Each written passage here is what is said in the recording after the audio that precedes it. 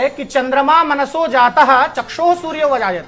चंद्रमा विराट पुरुष यानी ईश्वर के ब्रह्म के मन से उत्पन्न है और यह चंद्र ग्रहण हो रहा है। तो चंद्र ग्रहण में इसके पहले जो सूतक लगता है और चंद्रमा जो है वो भगवान विराट पुरुष के मन से उत्पन्न है और वो चंद्रमा सबके जीवन में है।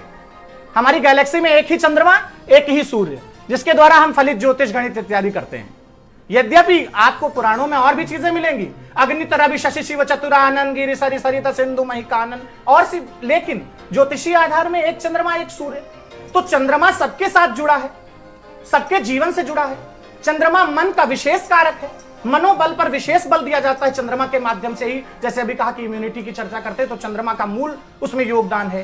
तो उस विराट के द्वारा पाया हुआ चंद्रमा जो समस्त मनुष्यों के जीवन में विद्यमान है और गोचर में भी है और नक्षत्रों में भी है, यदि उसको संवेदनात्मक दृष्टि से देखेंगे कि उसको पीड़ा की यह घड़ी है,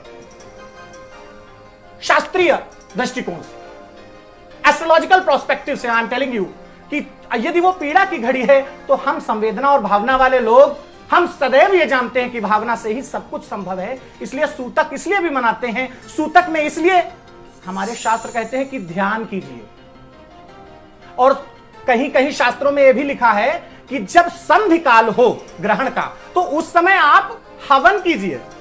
मूर्ति स्पर्श विरोध है स्पष्ट रूप से कि आप स्पर्श ना करें मूर्ति को, क्योंकि कोई वेदना में है, कोई पीड़ा में है। तो सूतक में हम उनका ध्यान, मतलब उनको ध्यान उनका करें और किसी भी अपने इष्ट देव का ध्यान करें जिसके माध्यम से हमारी एनर्जी ट्रांसफॉर्म होकर के वहां तक पहुंचे और उनकी पीड़ा में हमसे जो सहयोग हो रहा है उस सहयोग से हम सबका जीवन निश्चित रूप से सिद्धि को प्राप्त होगा। तो लोग कहते हैं कि ग्रहण में पूजन नहीं करना, जब मानसिक उपांश ध्यान के द्वारा आप निश्चित रूप से अपने चंद्रमा को भी और उस स्थिति को चंद्रमा की ठीक कर सकते हैं। जी बिल्कुल, यानी कि एक तरीके से कहा जा सकता है राजीव जी कि एक एनर्जी का सारा खेल है। अगर मैं ये वैज्ञानिक पहलू लेकर के बात करें, कहते भी हैं एक सूर्य है, एक गगन है, एक है धरती माता, दया करो प्रभु एक बने, सबका एक हो नाता, और इसी एक से नाते को तो हम सबको बरकरार रखना है, बनाए रखना है।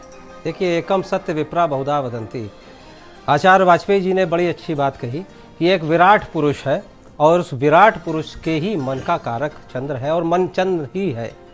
जैसे पद्मनाभम सुरेशम बोलते हैं तो उनके नाभि से ऐसा नहीं है कि एक कोई विराट पुरुष है और उसकी हम लोग ये संकल्पना बताते हैं, पर्सोनिफिकेशन बताते हैं, तो लोगों को समझ